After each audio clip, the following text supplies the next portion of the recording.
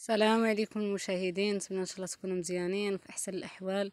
هايدي خالتي معاكم اليوم ان شاء الله غادي تصاوب الحلاسه. تبعوا الفيديو ونتمنى ان شاء الله يعجبكم.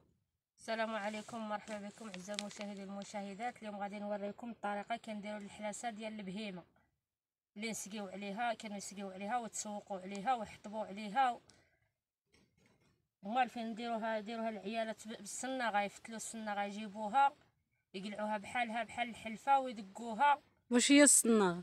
بحال الحلفه دايره بحال القديمه، ويفتلوها ويديروها. حنا اليوم راح نديروها بالشطيط، ما بقاتش. هذه هي التسدوه ديالها.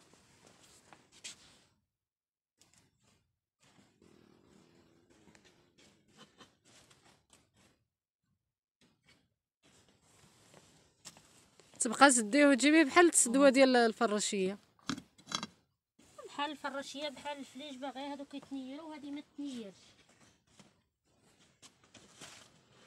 ها هي كانت سدات هذه باش ما يجيش الفيديو طويل، مشات غير بنفس الطريقه اللي ورات لكم درك. ها هي النجاجه ديالها. بسم الله. هذوك غير كسوه قطعتيها. غير الكسوه نقطعها ونجبيها.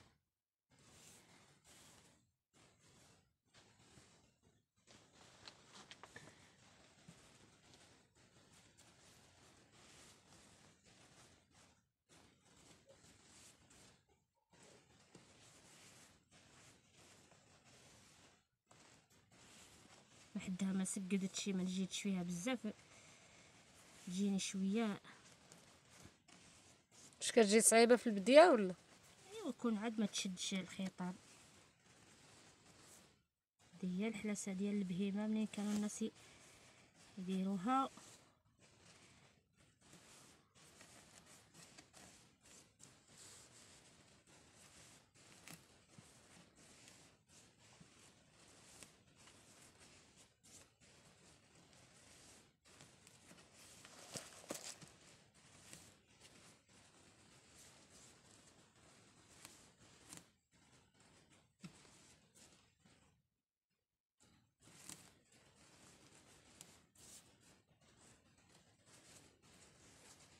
ونتمنوا هذا الشيء يعجبكم، واللي ما يعرفش يدير هذا الشيء يديره.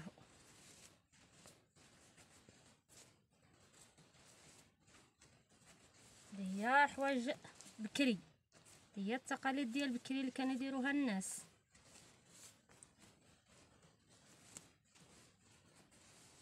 غادي تمشي بهذه الطريقه هذه حتى تكمليها ان شاء الله. تكمل واه.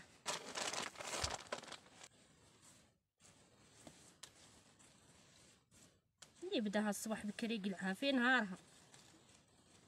حتى هي كتشد شويه الوقت. تشد الوقت وحتى حاجه ما سهله.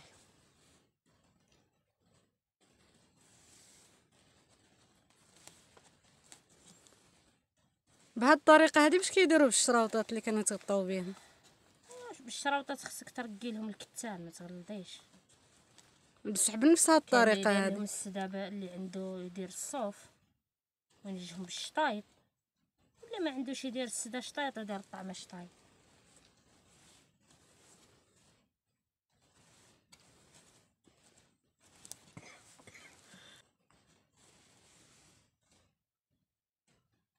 المهم خالتي ان شاء الله هذه تمشي بنفس هذه الطريقه هذه باش ما يجيكمش الفيديو طويل حتى تكملها ان شاء الله، وغادي نوريوها لكم في فيديو واحد اخر. ونتمنوا هذا الشيء يعجبكم، والسلام عليكم.